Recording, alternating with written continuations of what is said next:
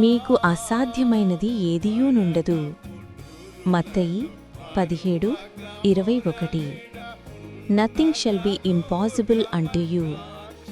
Matthew 17:20.